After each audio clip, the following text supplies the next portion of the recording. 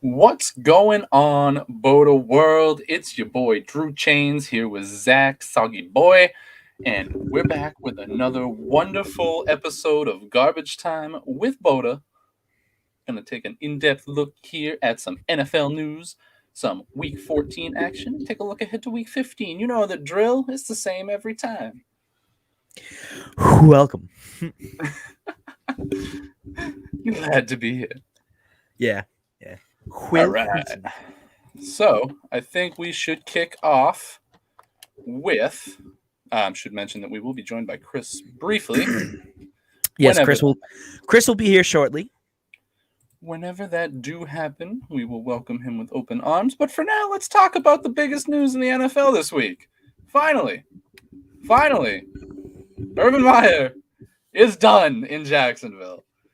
It only took, God, pretty much everything a head coach can do wrong to get fired.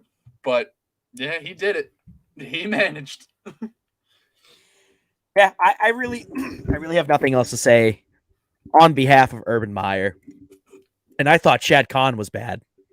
Well, he is for not. No, right. I understand that, but it's obviously Shad Khan's fault for hiring Urban Meyer in any sort of football facet. What? Horrible. Yeah, no, terrible. But let's also not forget Shad Khan is the worst owner in football.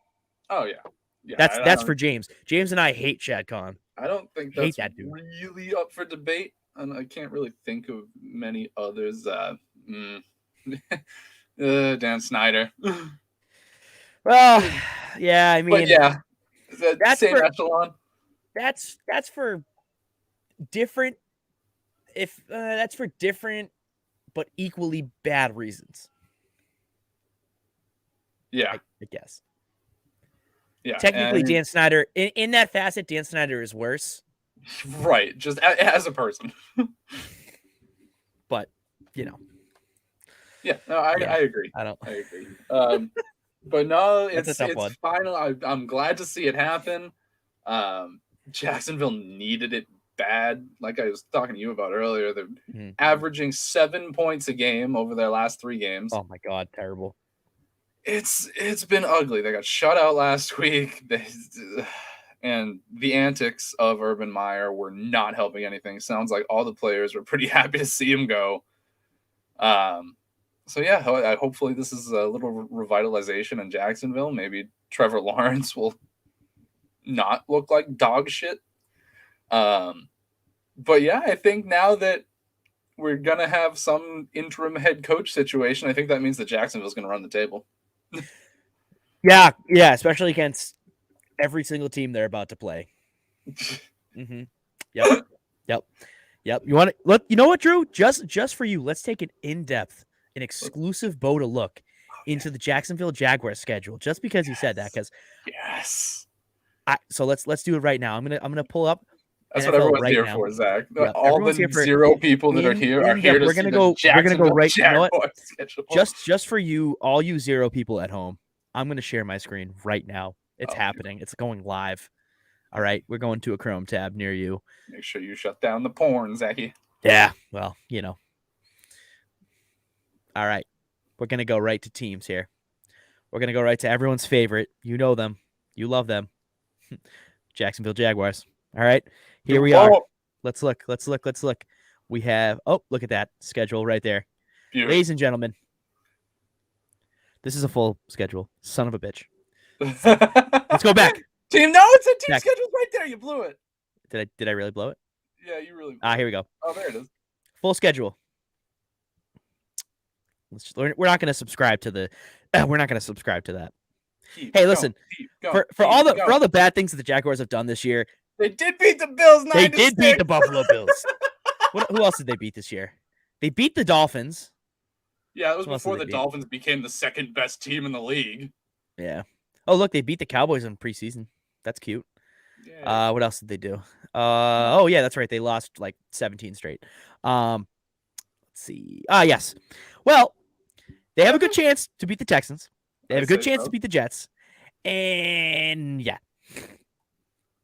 Drew. I mean, hey. For you people at home, Drew, I want you to explain to our loyal followers how in the actual hell that team can beat either of these two teams.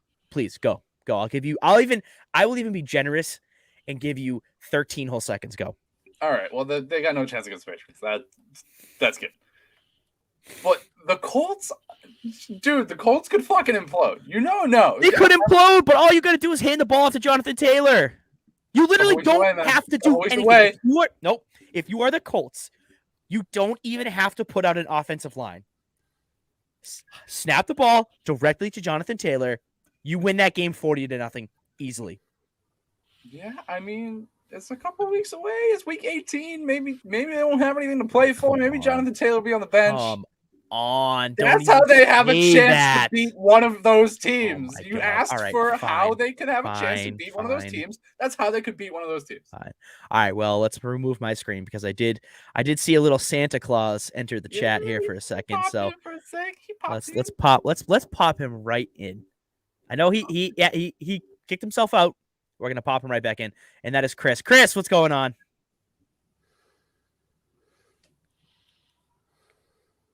All right, great chat. He'll come back in when he's ready.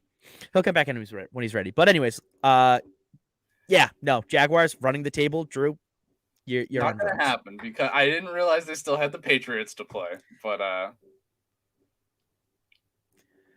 you tried to pull that on a Patriots fan. I mean, come on, seriously. You were asking for it. But that's what I'm saying. I know you didn't know, but like, come on. I still think they can beat the Colts.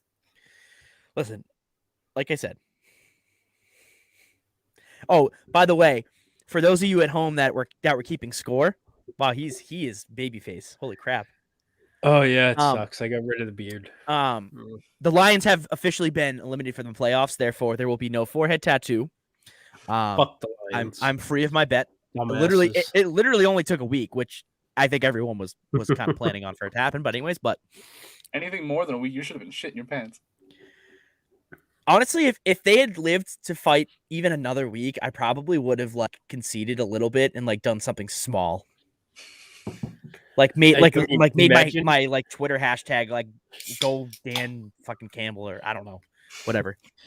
Dan Campbell. Imagine if they actually beat the Cardinals though. If they finish off the Vikings, beat the Broncos, and beat the Cardinals, I would be shooting bricks for you. That would have been amazing.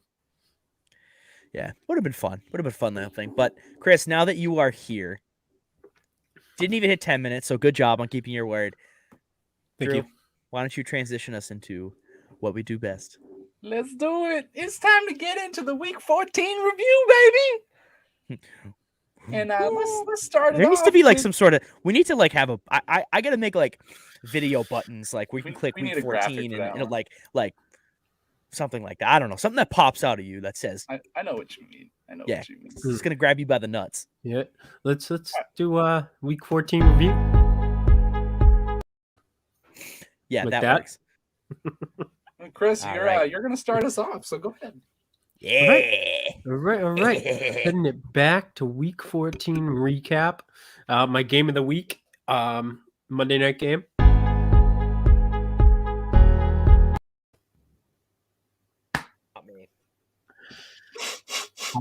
Hilarious. We get a ghost. Oh, I'm sorry, Chris. This one's for you. It's over. I should have played that one. Yeah, I don't know why you didn't, but it's still on here. It's over. Shut up. Jared Goff still in my surprise for the week. Why? Why is that going to get us in trouble? Like not like actual trouble, but like Jergens lotion trouble. At least we'll be sponsored. Sponsored by Jergens lotion. Oh my god! I'll take it. I will take it. We just have to hold up that and a box of tissues. Oh my god!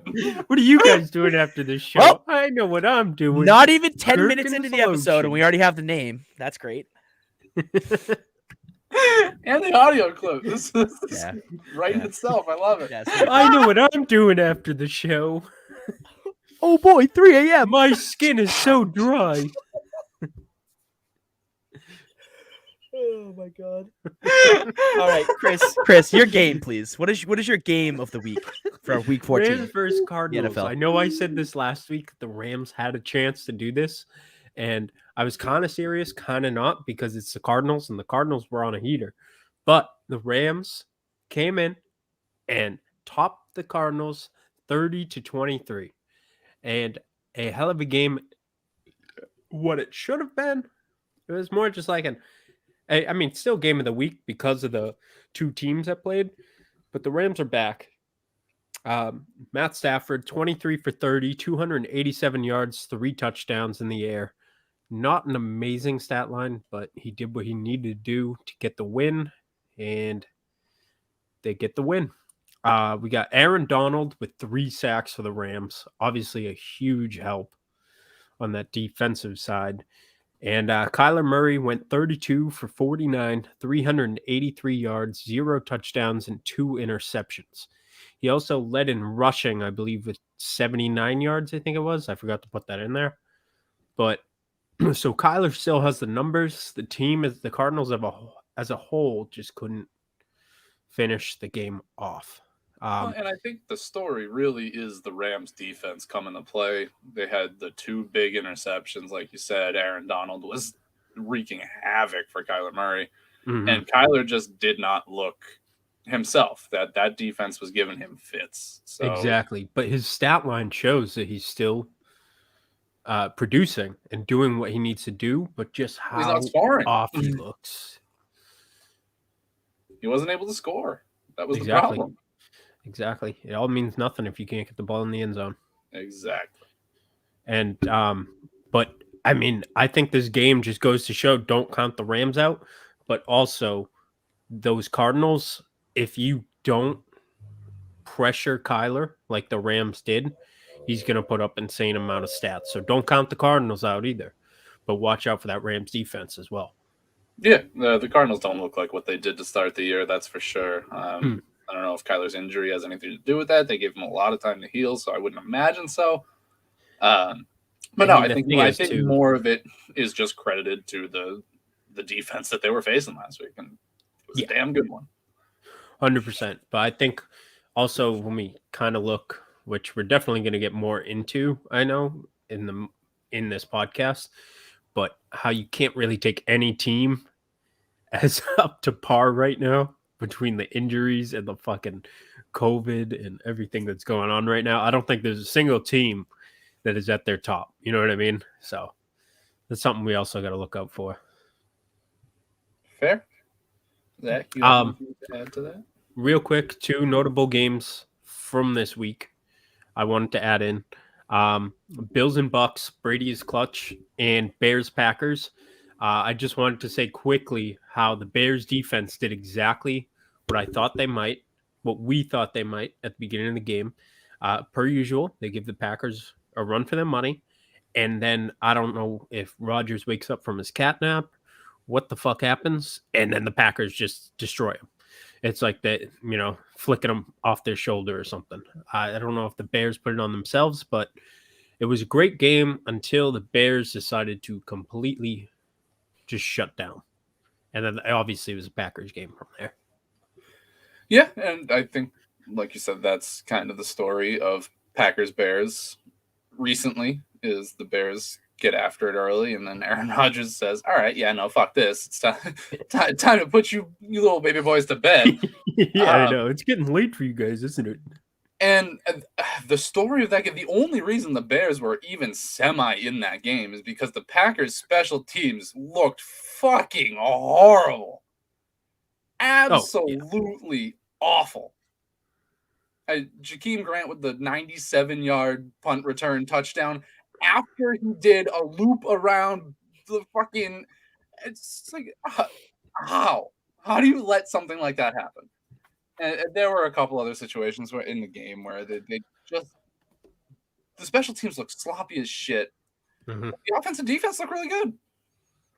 I have no complaints. I think the offense woke up. That was one of my gripes from the Rams win. Motherfucking God. We've had so many cornerbacks that are injured. Rasul Douglas, my dude. Unreal. Another pick six, becoming a key part of the defense that they're going to let walk at the end of the year. I've been over that. But no, they got to keep him. But no, I am very happy. It was a good game. And Yeah, I can't believe the Bears do what everyone, you could see it a mile away. And then literally, like you said, Rodgers is like, yeah, it's getting kind of late for you guys. Let's put you to bed. And then the Bears are the most quiet team that you see in the league, They have nothing to show for themselves. They are the most predictable team in the league right now. Oh, 100%. You know exactly what they're going to do all the time. And again, that stems from Matt Nagy, and then we've had that discussion before. So, yeah.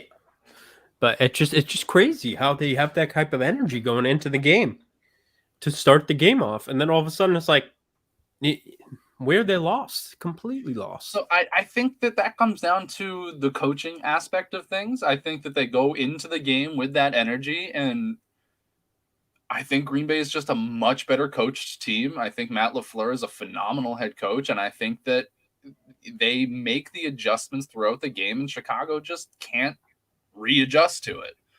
Mm-hmm. So I think that a lot of that comes down to the coaching, because when you go into a game with that kind of energy, if you have any consistency on your sideline from your coaching staff, they're going to make sure that energy is kept up. They're going to counter everything that the other team tries to do to sap that energy. Chicago is not the team that's going to work for. Mm-hmm. Unfortunately, a lot of good players that are just kind of wasting away over there. Yeah. I mean, I'll add to that a little bit, and then, I mean, to me, Justin Fields looked like he is I don't want to say talent. I mean, obviously he has the talent and skill set to be a good NFL quarterback. I think that he is starting to realize what it's going to take for him to succeed as an NFL quarterback. I mean, got drafted by the Bears. He's in a tough spot. I mean, the Bears have been a team in flux for a good while. They had that one good season, I think the year after they got Khalil Mack, and he's been good for them, but it hasn't been what they had hoped. He hasn't drawn, I guess, with a guy like Khalil Mack, you would have figured, oh, well, we don't just have Khalil Mack, we're going to get any kind of star player, any star power coming in through free agency, through any kind of trade speculation. Now that we have Khalil Mack, players want to play with Khalil Mack, and it really hasn't panned out the way that they thought it was going to. And on the offensive side of the ball, they just haven't been able to figure it out at all. I think they need to make a big move at quarterback. They need to go get somebody that's been in the league, that's been around, that knows what the hell's going on. They keep drafting rookies high and just trying to develop them by throwing them into the fire, and it's not working. It is just not. Their offensive line is not good enough for that, period. And I think they need to go find a veteran quarterback that can lead that offense. And Andy Dalton is not the answer. I mean, a good veteran quarterback. You need to go and make a trade. I don't know. Anyways, let's move on to Zack's game of the week. I thought Zack was going to chime in. Nobody was going to chime in. No, I'm making sure all the banners are all set. Go. Is this one working? Me? All right. It's over. Oh boy, that's gonna get us in a lot of trouble. All right. How is that gonna get us in trouble? Can you explain this again? Sponsored by. Let's go right into my game of the week, which I called last week. Hold on, just a heads up. If we play that video too many more times, I'm gonna have to take a break from the podcast. That's the kind of trouble, Zach. All right. Well, Drew's been removed from the podcast. Make sure you use our sponsored lotion, Jerkins. Yes. We know what Drew's doing. Yes. Yes, please use BOTA lotion and BOTA tissues, please. Thank you. Look at Drew. It keeps that skin in top-notch shape, Oh, you it's bet. James's spit in a bottle. All right. Dakota Jurgens crossover. My game of the week is going to be Bills Bucks. I will just go into quick little points for this game. Brady and the Bucks rolled most of the game. Bills came back, made it a game. Did you guys watch that game? No. Chris? No, but I saw the highlights. Okay. And I Well, definitely saw the end. as someone who has experienced what Tom Brady does, sitting there once they went to overtime, I knew exactly what was going to happen, and I knew exactly how it was going to happen, and it did. I knew the Bucks were going to win. I knew Brady was going to throw a touchdown pass in the game. Plain and simple. Plain and simple. Like death, taxes, Tom Brady winning in overtime. What Inevitable. happens when you win the coin toss 100% of the time you go to overtime? Yeah. I mean, sure. Yeah. Yeah. Just saying. The fact of the matter is, like, I mean, I guess if you want to take anything from it, it's just how Brady can see a defense so well. If you want to really take anything from it, because he read that the Bills were lined up horribly, and he read it like a fucking book with his eyes closed. He didn't even have to open the fucking cover to know what was going on. He lobs the ball right there, and it's a fucking touchdown. What was that? What did you say, Zach? It was 3-4 plays in. 3 or 4 plays in. I mean, he has Brashad Perriman. He has Brashad Perriman on like a 3 or 4 yard slant right across the middle. It was a Brady special. What's that? You can hate Brady as much as you want. Yards after catch. Exactly. And if that's what I'm saying is if you want to take anything from that, even if you hate Brady's guts, it's the fact of the matter is if you slip up in front of Tom Brady, you're going to get exposed for it. And that's what happened with the Bills. Listen, horrible. All my years of playing Madden. All right. I'm going to tell you something. Let me learn y'all something Madden real quick. Count. Oh, it does. If you play man on any kind of slant route and you catch them on the opposite side of that slant route on the tail end, they got room to run. So if you don't cover that slant route the entire way, if you give up even for just a second, that's a tud. That's a titty right there. Touchdown. All day. Look what happened. End zone. 6 points for Brady and the Buck, and another loss for the Bills, who look even worse than they possibly somehow could have than the week before. Well, I mean, after an embarrassing loss to the they Patriots. somehow got that game to overtime. So. They somehow got that game to overtime. You're absolutely right.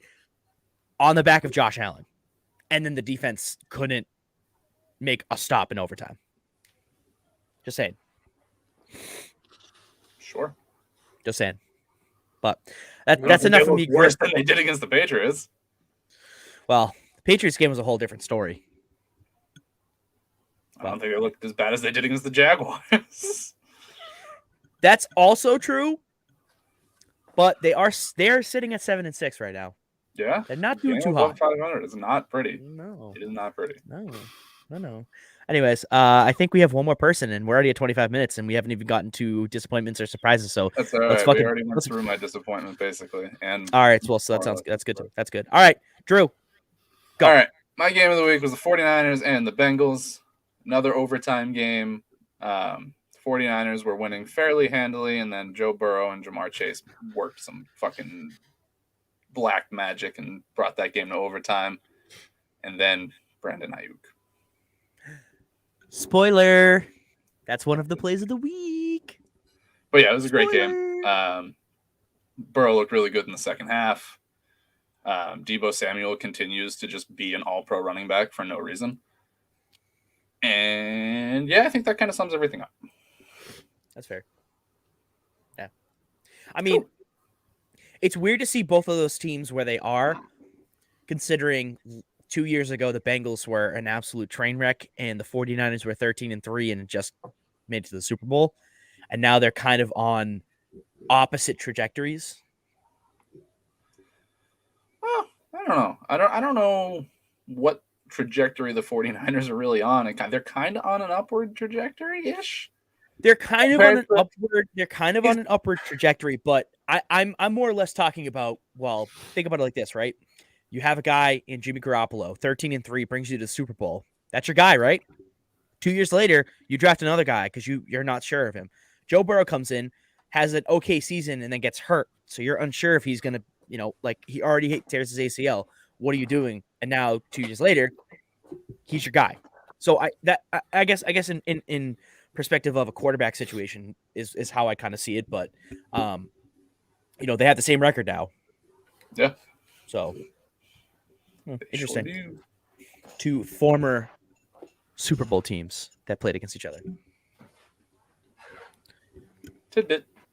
Yeah, sure. Boomer had something to say about that. But, Sure. all right. Yeah, I'm sure he mentioned something. Week 14. Disappointments. Go ahead, Zeki. All right. Well, I'll take it. I don't think any other team has made my list more than the Raiders have this year. God damn, are they a disappointment? Because they made my list 4 or 5 times too. Yeah. What is wrong with this team? They have the weapons to be good, but they disappoint me every week. They're the especially Raiders.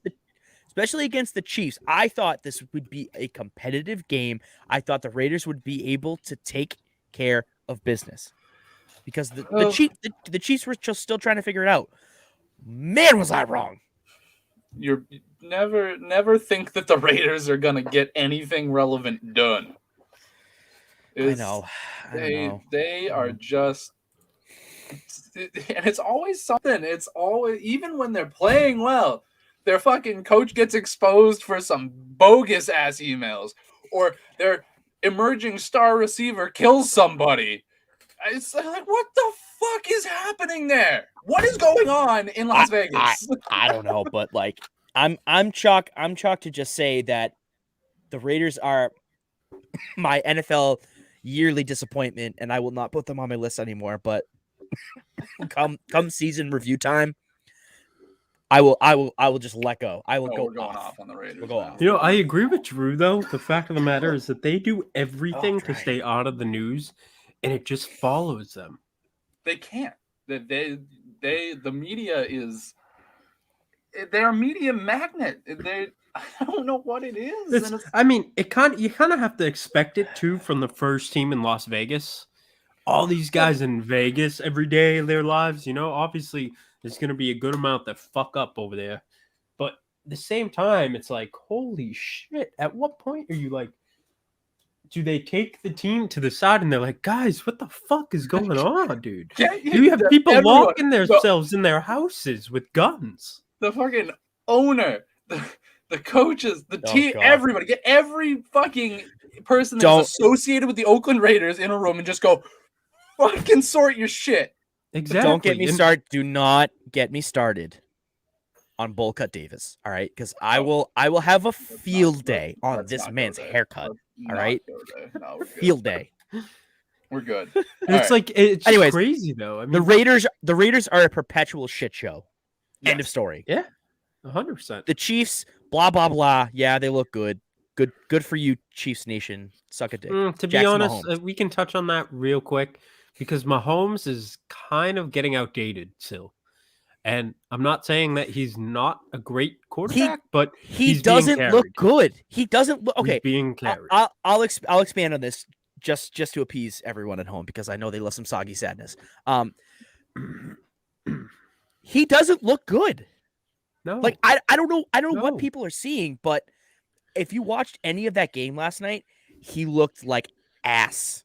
Well, even that fourth Kelsey's touchdown. Without Kelsey there, they would have had to overturn the ball. And the only thing that Mahomes is decently good at is getting the ball out of his hands this year.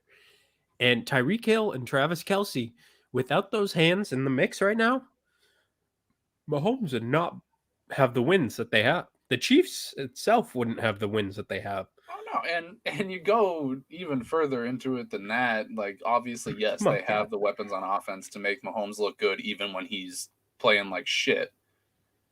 But the defense has really been the story. They're the ones that have carried this team over the last 6 or 7 weeks. They're the only reason this team has a winning record right now is the defense. Yeah. Okay. they're also working with an offensive line that's pretty much completely overhauled from their offensive line of the last 4 or 5 years. So there's adjustment there. There's a lot going on, but for someone like Patrick Mahomes that comes in, plays 2 years, and everyone's like, "Oh, this dude's the fucking best quarterback of all time," you expect a lot more, especially with those weapons. You can't blame an offensive line issue. That's fucking asinine at this point. Okay. He's not. All right. Go ahead. Sorry. No. I was just gonna say, like, yes, I will absolutely give credit to the Chiefs defense for being able to turn things around. You know, they have been able to do some good things on defense recently. Okay. Has anyone even looked at the teams that they've played and what those teams have had on offense while this historic defense of the Chiefs has been doing so good? Why don't we take a look? Why don't we? I'm again facetious, hyperbole. Chiefs fans are all over the internet, fucking shouting this shit out. It's decent. Their defense is decent. I know. At absolute historic max. turnaround. Yes. And it's like that every time the Chiefs fucking have a good season, though. At one point, their offense fails and their defense takes over, and everyone's like, "Yeah, the Chiefs have it all. If it's not the offense, it's the defense." The defense consistently has been decent. There has ready? I think The 5 defense years ago, cost them a maybe, the chance at the defense. Super Bowl a couple of years ago. Exactly, but then failed in the Super Bowl. You know what I mean? No, Okay. the AFC Championship against the Patriots. If D4 didn't line up off sides, that game was damn well over. Exactly.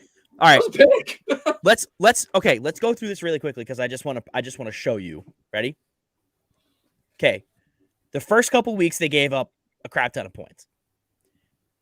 They beat the Browns, whatever. They still gave up 29 points. They lost to the Ravens, gave up 36. Lost to the Chargers for the first time, gave up 30. They beat the Eagles 42-30. They gave up 30 points to the Eagles, which, you know, Jalen Hurts is not a scrub by any means. However, this is the Eagles we're talking about. Lost to the Bills, gave up 38.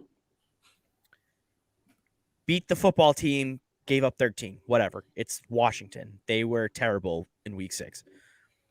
Lost to the Titans. So right now they have losses to Baltimore, the Chargers, the Bills, and the Titans. So right off the bat, all of the division leaders and or wildcard teams, they haven't beaten.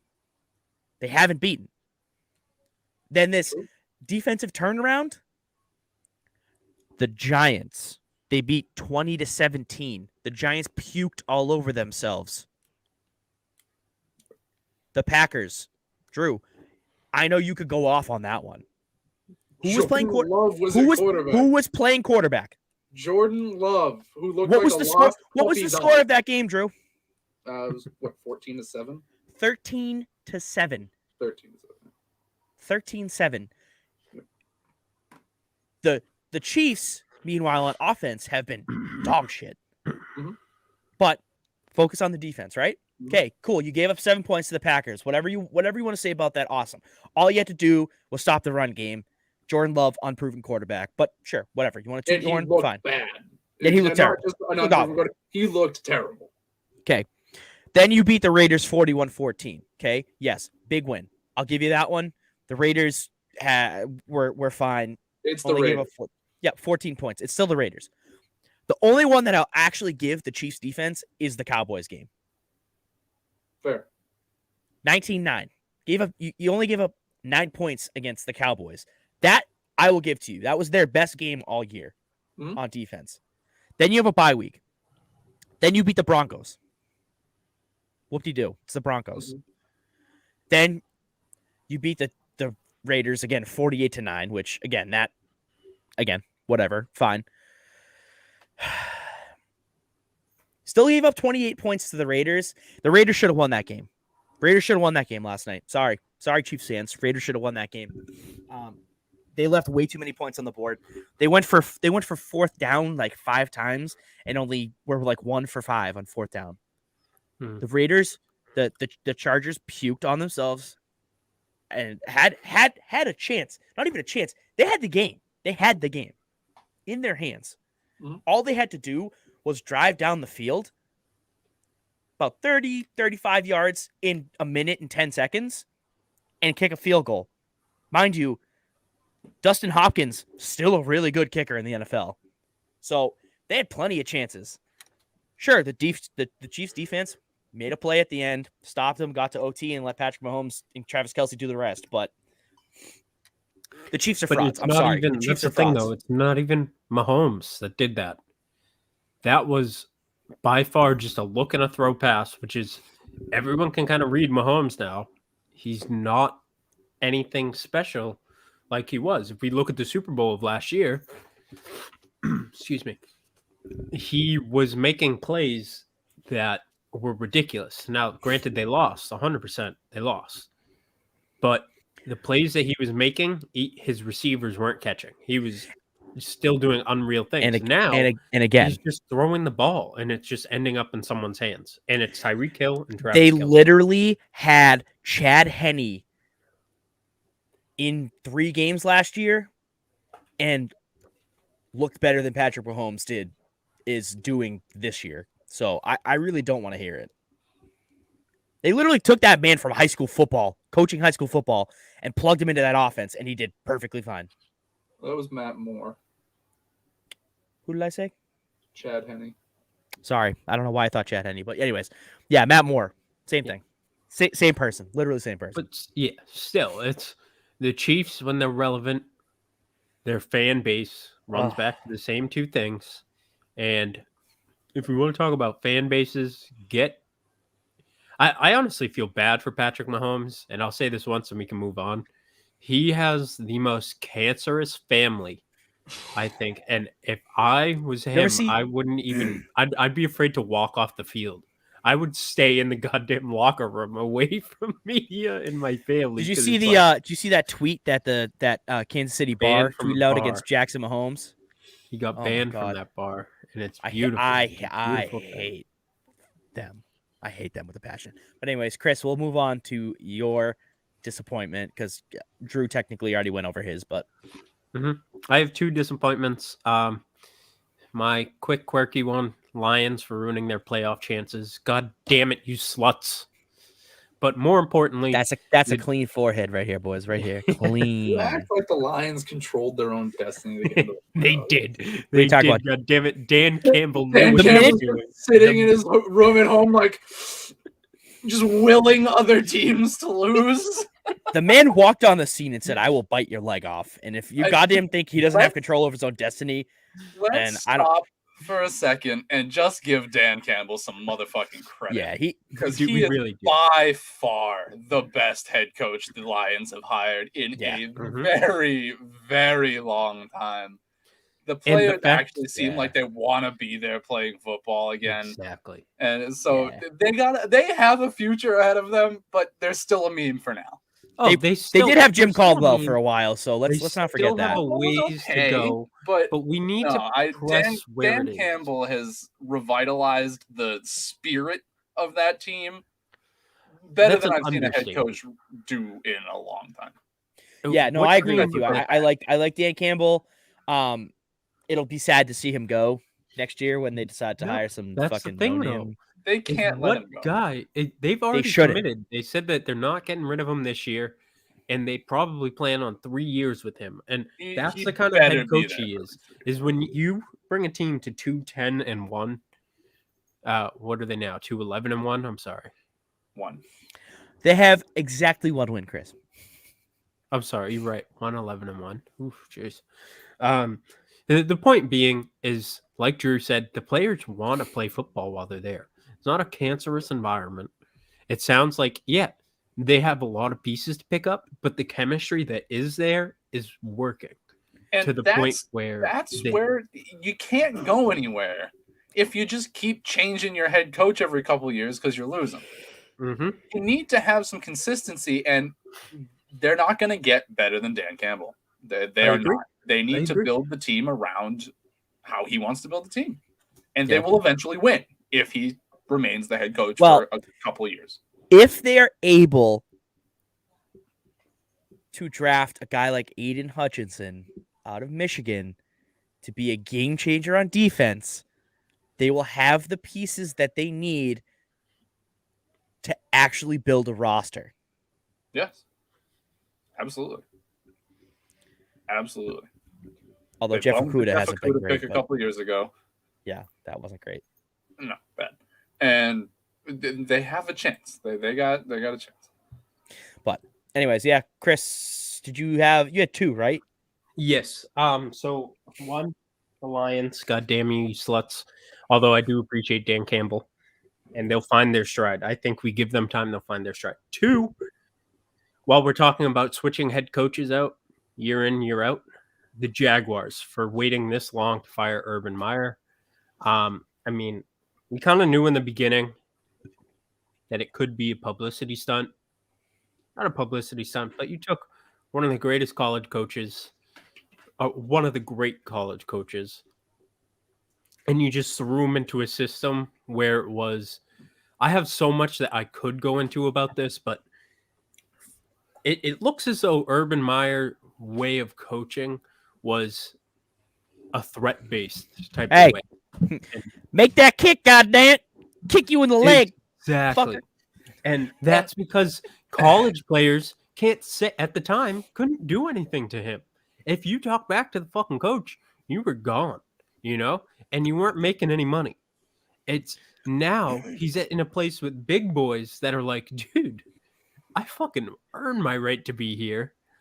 And then you're taking things out on other people, the team, the whole scheme of things, the team, the staff, the players weren't trusting him, and he's going out. And if he did that stunt in college, it'd be like, whatever, my coach is trying to get laid, no big deal. Yeah, When you're getting paid millions That of dollars, that picture will forever stain his legacy. That was just terrible. I think that two different worlds. And he found it out the hard way. Two different worlds, and going into that he's a shitty person. Going into that he's pulled bullshit with his teams before. Yeah, that's the thing. That was just a terrible, terrible situation to put your team in.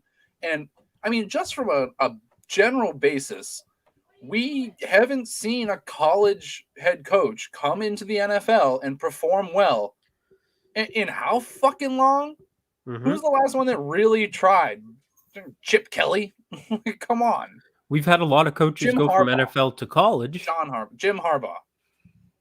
Yeah, that's different, though. He had that special style. He had a special style that worked in the NFL, and he had a really good team that he came in to coach.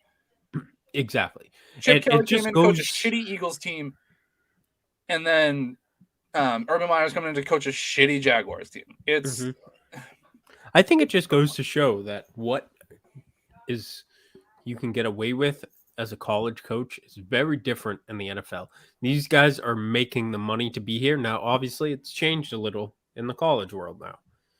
But these guys had to earn their positioning. They had to earn their pay, and they have to earn their job.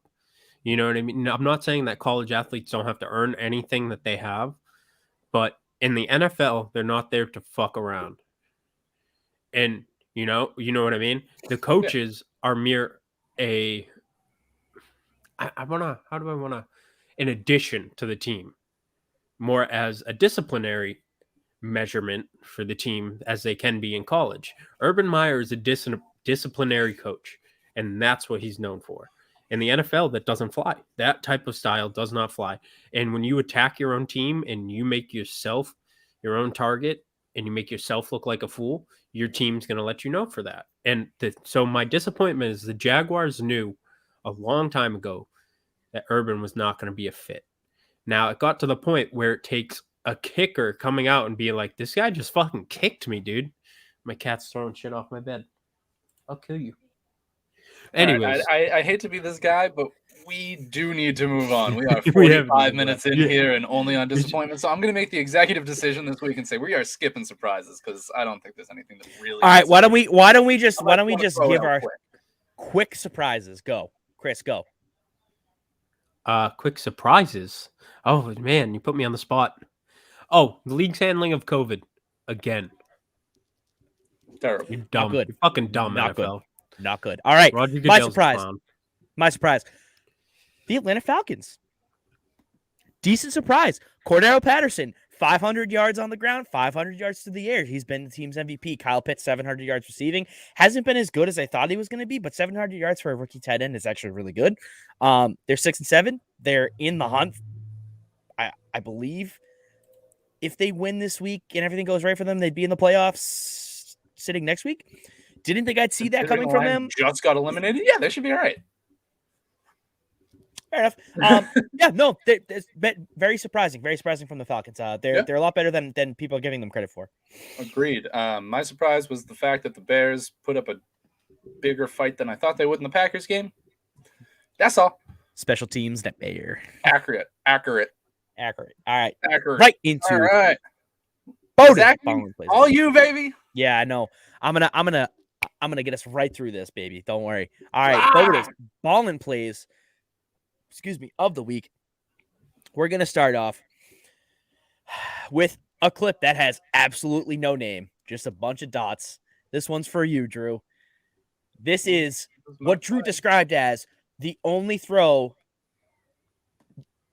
No, sorry. A throw that only 2 quarterback wide receiver tandems in the league could make. Quote him. He is shaking his head. Yes, that is confirmation for the clip. Went to the end zone, and it's pulled down. What a catch. Mike Evans. Oh, my goodness. He just rose the ladder and went up over. And Micah Hyde, who's having an outstanding year this year as well. These safeties are really tough to go against. Had a perfect angle, but this ball, only someone like Brady and Evans can this actually be. The fact that he still has Gronk and has Mike Evans in the red zone is terrifying. Yeah, Chris Godwin.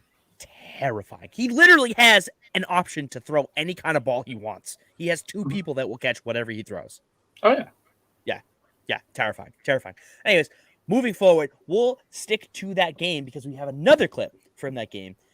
This clip is brought to you by Chris and BOTA's Jergens. Number 700 and an overtime winner as a bonus. Yeah, Chris, I'm going to use your Santa hat as a tube sock. All year, and here he is on 3rd and 3 from the pocket. Connecting. That's Perriman taking it all the way for the win. There's two things that stick out in this clip that I want to get into real quick. One, the fact that was Tom Brady's 700th touchdown, and the guy sprinting over to collect the ball before the ball ends up somewhere it's not supposed to.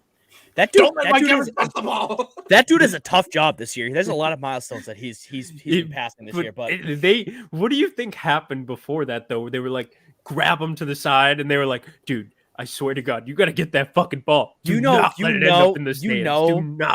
like Barstool or like one of those like comedy sites is gonna come up with a video, like a training video for that dude. You know, didn't think this year would be crazy, but this is how they've been training me to get all those balls. We have if we have time, we'll get into some Barstool shit later. But all right, we should ball. Anyways, the second point of that is what happens. Chris was the second point. The second point of that play is what happens when your defense doesn't even line up correctly, because that's mainly what that play is about. And that if Tom Brady is going to expose you. Well, it lined up correctly. It was just a terrible play call. Terrible scheme. It was a terrible scheme for that scheme. Type of play. Correct. They did not line up incorrectly. I explained this earlier. They went complete man coverage with no safety help. Yes. Yeah. All right. We know what happened. Next play. All right. This is the second overtime touchdown winner from week 14. One that I think is a much better play. No offense, Chris. This is Brandon Ayuk. Ayuk for the W. Garoppolo flips it to the near side. And this is Ayuk close to the goal line. He's going to be marked out at the 1.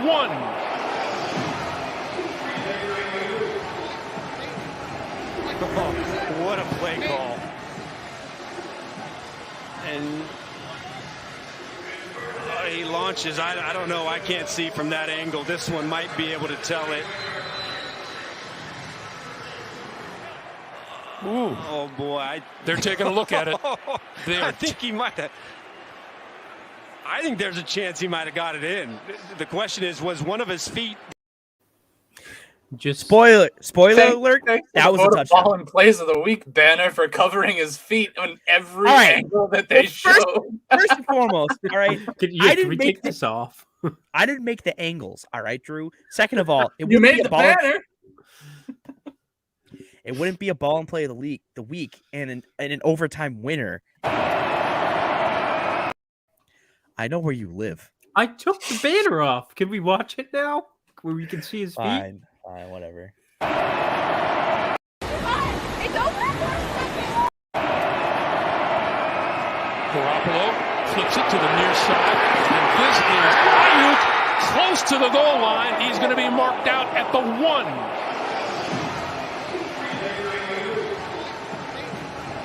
Oh, what a play call. And he launches. I don't know. I can't see from that angle. This one might be able to tell it. Ooh. Oh, boy. They're taking a look at it. There. That is the angle. That is the angle right there. Can we talk about how he almost without? It's over.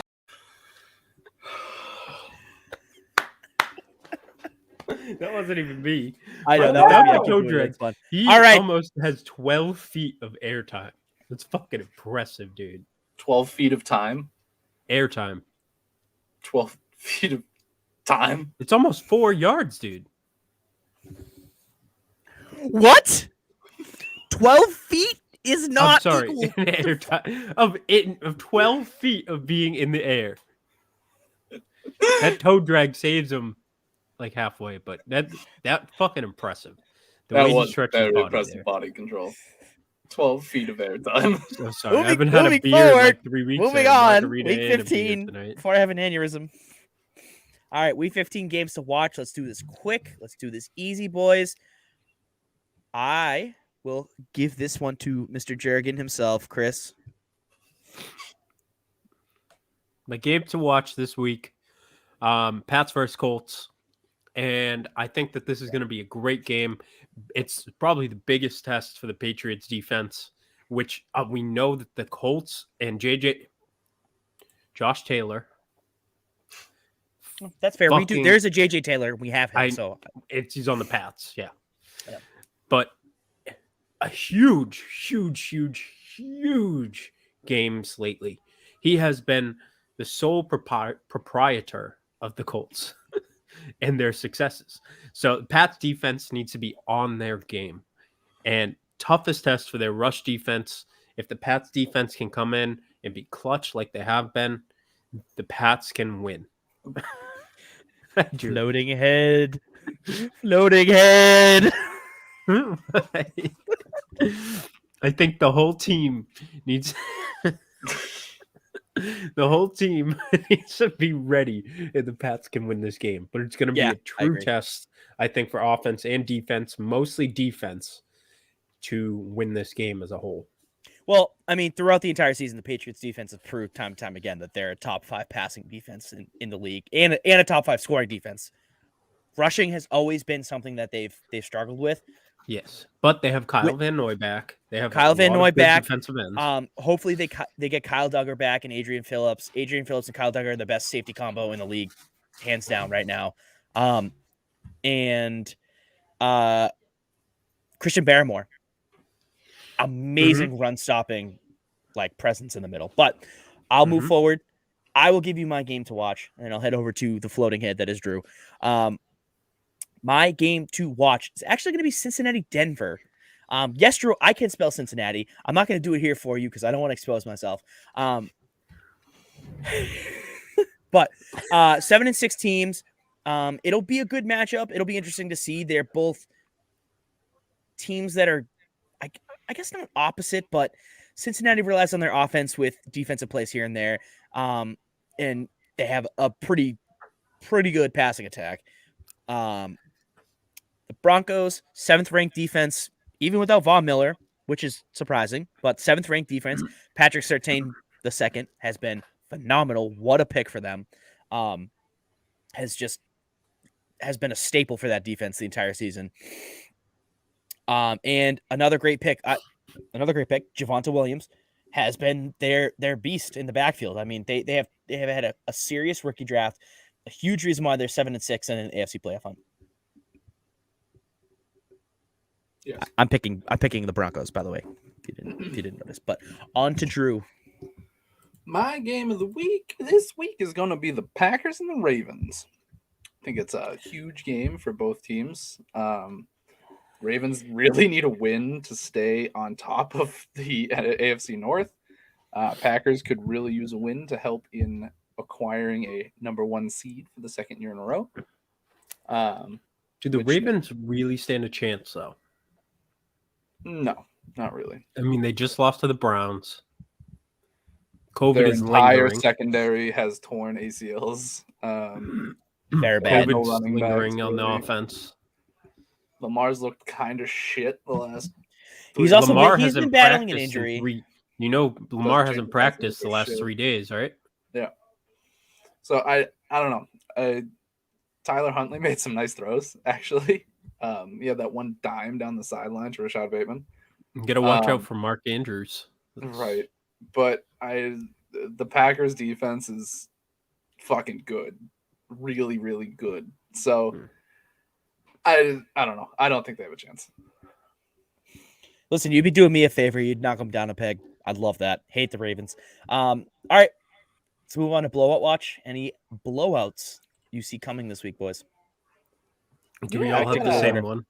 The Do we all have Cowboys, the the same one? Giants. Oh, Cowboys, Giants. Cowboys, Giants. All right. okay. I don't think that really needs a explanation. It's the Giants. Me and so. Zach have the same one. Zach, would you like to voice it? Yes, Arizona and Detroit. Period. No explanation come needed. on, man.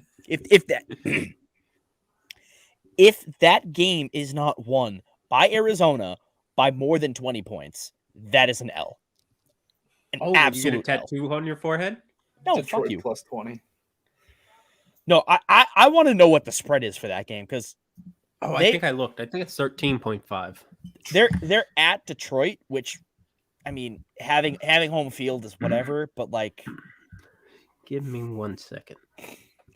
that's gonna be a 13. really bad game.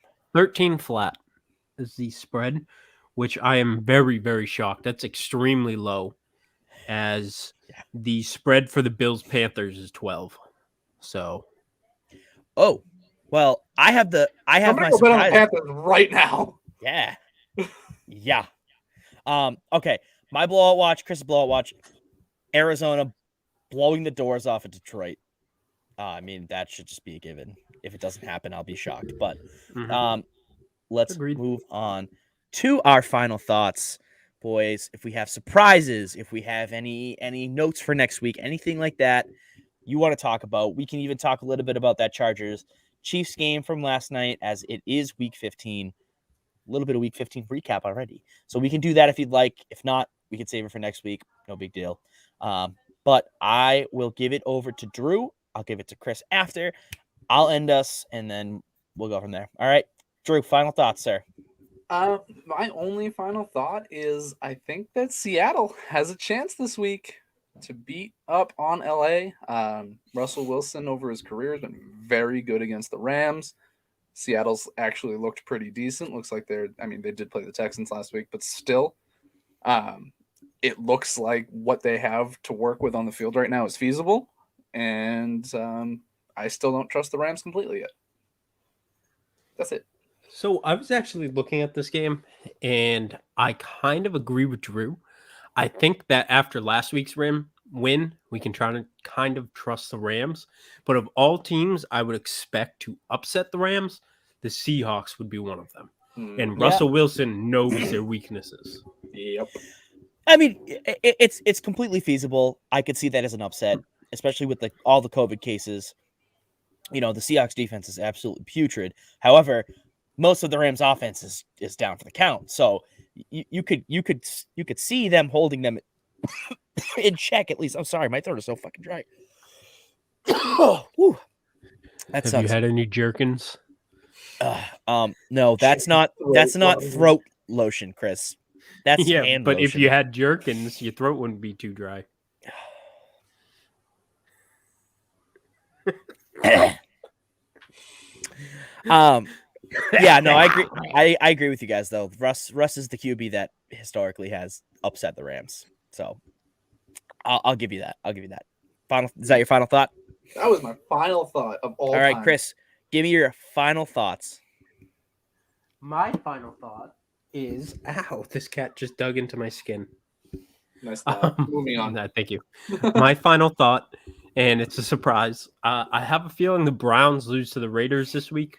I know we talked about the Raiders being statistically fucking bad, but the Browns game has finally been postponed from tomorrow to Monday, which is not really, doesn't change much. The team won't have everyone back.